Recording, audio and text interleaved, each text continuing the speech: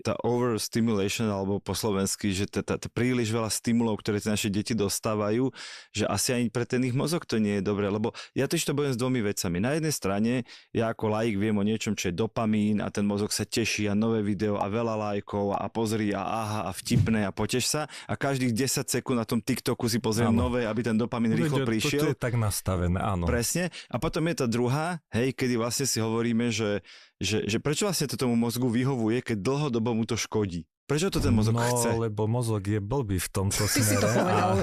Áno, mozog je v tomto, toto je takto, všetky tieto algoritmy a celé to naprogramovanie práve týchto sociálnych sietí, ako je TikTok a podobne, ono to neurobili žiadni blbci, to urobili veľmi schopní a múdri ľudia, ktorí rozumejú tomu, ako funguje náš mozog.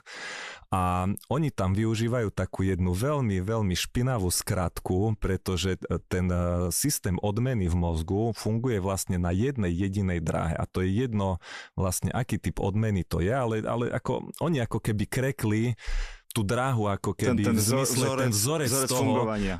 fungovania, že čo ten mozog chce vidieť a keď to má a sa odinhibuje, neskontroluje, tak proste ty si schopný 3 hodiny šuchať palčekom po obrazovke a ani nevieš, ako sa stalo, len zistíš, že zrazu sú 3 hodiny ráno a už je neskoro dosť veľmi, hej.